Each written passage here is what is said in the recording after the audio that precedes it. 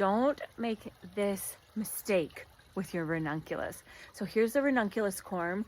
They look kind of like a dried up octopus. Here's the corm. So here's how ranunculus work. This corm gets planted now in the fall. Right now it is the beginning of November here in the Pacific Northwest, and I'm putting these into my pots. I love planting them into the pots because then in the springtime, this pot is just going to be overflowing with all these beautiful spring blossoms. But here's what you need to know about ranunculus.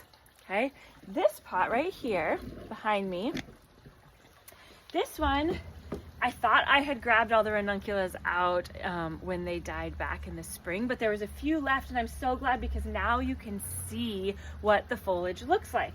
It looks a little bit like parsley or cilantro, and this is what the plant is going to look like all winter long. So when you plant this ranunculus corm right now, which I just tuck it down a couple inches into the ground, you don't need to soak it.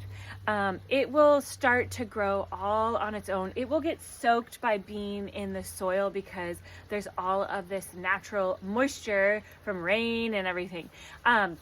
If you see that flower farmers are pre-soaking their ranunculus and they're planting them, or they're like pre-sprouting them before they get planted out, that's because they are trying to get those ranunculus to bloom at a certain time.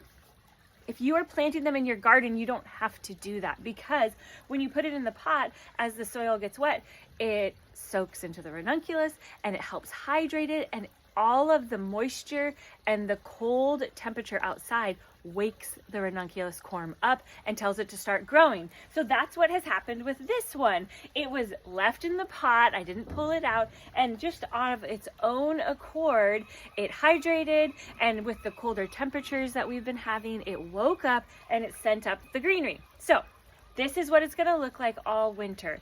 If I see that there's going to be some really freezing cold temperatures, like below 30 degrees, then I'm going to either pull these pots up against the house, put them in the garage, put a blanket around them, something. We just want to protect this foliage only if it's going to be freezing cold. The ranunculus like the cold weather. They actually need to have this foliage growing all winter long in order for them to be ready to bloom in the springtime. So this is actually when you see the foliage. In the springtime, it'll send up the shoot that will become the bloom head, and you'll get that pretty bloom.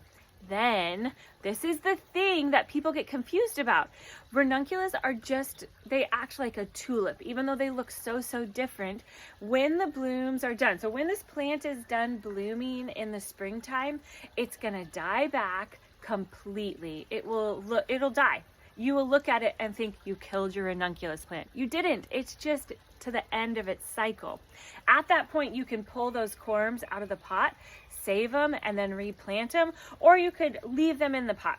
The thing with ranunculus is the longer that they stay in the ground, their blooms change. So it isn't that they won't come back next year. They just are not a very hardy perennial corm. And so what I found is the ranunculus that I left in the ground, even though it might bloom the next season, it doesn't have as many petals. And so it just doesn't look the same as it did the first season. Not necessarily a bad thing, it's just a little bit different. So right now, what I'm doing is I'm taking my ranunculus corms, and it's so fun. There is a local grower who has still some corms and tubers, and I put her contact info below. So read the caption and you'll be able to get in touch with her. I feel like I keep saying her name wrong. I want her to record the name and send it to me, but look below. You can order some of the corms and get them planted. I love putting them in pots because this pot right now, it's going to be dormant through the winter anyways, and then come spring, it's going to be beautiful with all sorts of blooms.